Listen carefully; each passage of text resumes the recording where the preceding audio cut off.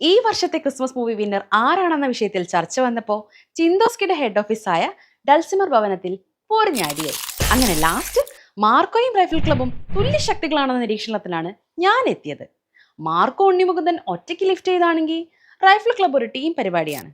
ദിലീഷ് പോത്തനാണ് പരിപാടി lead ചെയ്യുന്നതെങ്കിലും Hanuman Kine, Vijayaraghavan, Anurag Kashyap, വാണി വിശ്വനാഥ്, സുരഭി ലക്ഷ്മി, ദർശന, സുരേഷ് കൃഷ്ണ, വിനീത്, ഉണ്ണിമായ, റംസാൻ, വിഷ്ണു അഗസ്ത്യ, പ്രശാന്ത് മുരളി തുടങ്ങിയവരൊക്കെ കൂടെ നിന്നങ്ങ് പൊളിക്കുവാണ് ക്ലബിൽ. ത്രിമൂർത്തി എന്നൊക്കെ പറയുന്ന പോലെ ആഷിഖ് അബു നിർമ്മാണവും സംവിധാനവും ക്യാമറയും ചെയ്തിട്ടുണ്ട്. ഒരു നൈസ് സ്റ്റോറി ബേസിൽ നല്ല ആവശ്യത്ത് പേസിൽ കയറി അവസാനത്തേക്ക് ഗംഭീരമായ വെടിവെപ്പോടെ പടം ഹാപ്പി ആയി തീരുകയാണ്. ഗംഭീരമായ വിഷ്വൽസ് ആണ് പടത്തിന്റെ മറ്റൊരു ഹൈലൈറ്റ്. 2 മണിക്കൂർ കൊണ്ട് പടവും കണ്ട് നല്ല ഹാപ്പി ആയി നമുക്ക് വീട്ടിൽ പോവാം. പടത്തിന്റെ സ്ക്രിപ്റ്റ് വെൽ മാനേജ്ഡ് ആണ്. Hats of two Shyam Pushkaran, Dileesh Karunakaran and Suhas. പിന്നെ നമ്മുടെ സുരേഷ് കൃഷ്ണ വാണി വെടിവെപ്പ് സീൻസ്, ദർശന ഉണ്ണിമയുടെ നാത്തുമ്പോരും, ദിലീഷ് പോത്തൻ ജോക്സും, പിന്നെ നമ്മുടെ പള്ളിയിലച്ഛനായ പ്രശാന്ത് മുരളി, അങ്ങനെ എല്ലാവരും തന്നെ അസലായിട്ടുണ്ട്.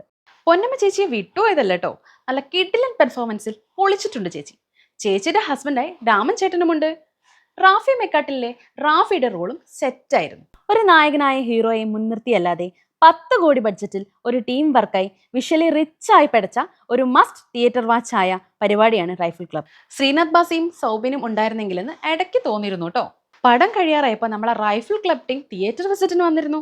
പൊന്നമ്മ ചേച്ചിയും സുരഭിയും റംസാനും നവനിയും ഒക്കെ വന്ന് കേക്കൊക്കെ മുറിച്ച് നല്ല ജോളിയായിട്ടാണ് പിരിഞ്ഞത്.